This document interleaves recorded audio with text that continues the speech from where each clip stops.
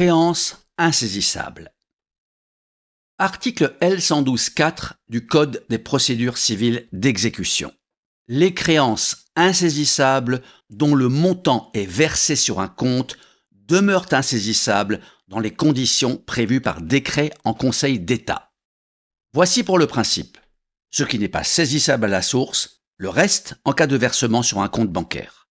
Si le débiteur saisi est un célibataire dont les seules ressources sont le RSA, ce texte ne lui apportera rien de plus que le solde bancaire insaisissable que nous avons vu à la précédente diapositive. En revanche, s'il perçoit un RSA familial, d'autres prestations sociales ou bien entendu un salaire, il aura tout intérêt à réclamer à son banquier l'application de l'article L112.4 du Code des procédures civiles d'exécution. Il ne s'agira pas de cumuler le solde bancaire insaisissable et les sommes insaisissables à la source versées sur le compte. Le premier se déduira des secondes. Sauf que cette fois, la démarche n'est pas automatique et le débiteur devra, dans les 15 jours de la saisie, justifier auprès de son banquier de l'origine des fonds versés sur le compte.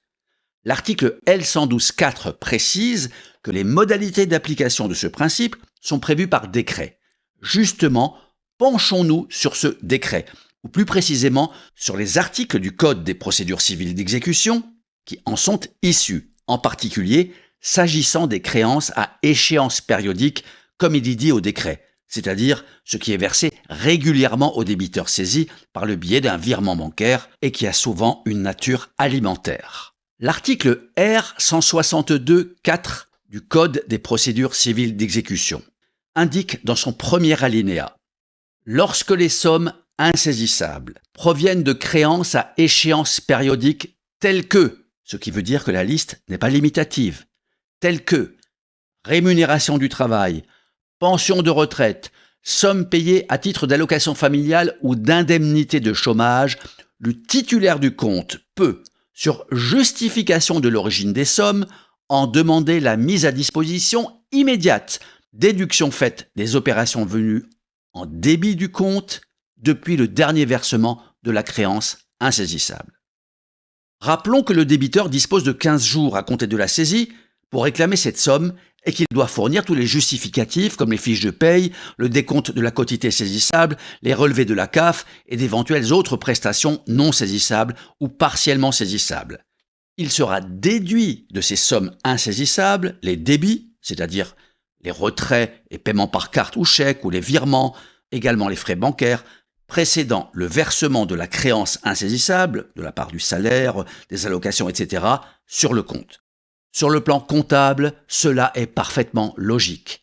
Mais sans nous perdre dans ces considérations comptables, ni dans celles du second alinéa de cet article ou de l'article suivant qui concerne les créances non périodiques insaisissables, ce qui est bien plus rare, et dont vous pourrez prendre connaissance en cliquant sur le lien, au-delà de la technique, il faut bien intégrer le fait que tout ce qui n'est pas saisissable à la source le reste une fois versé sur un compte et qu'il faut prouver l'origine des fonds et agir dans les 15 jours de la saisie. Le banquier, en réalité, l'employé de banque auquel on demande surtout de vendre des produits financiers et qui n'est pas un juriste émérite, préfère largement s'en tenir au solde bancaire insaisissable, qui est forfaitaire, que de se lancer dans des vérifications et des calculs fastidieux.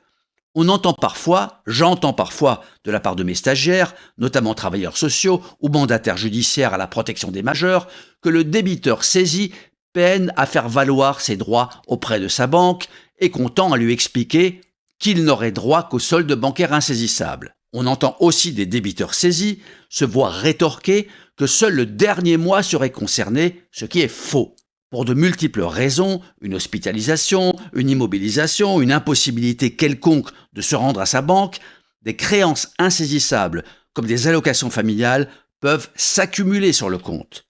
Or, à plusieurs reprises, par exemple dans un arrêt du 11 mai 2000 ou un autre arrêt du 27 juin 2002, la Cour de cassation a jugé que l'accumulation sur le compte de créances insaisissables ne leur enlève pas leur nature insaisissable.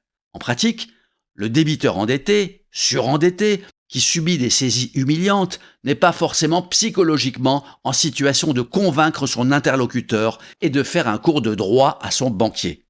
Ce constat est la raison d'être de cette formation.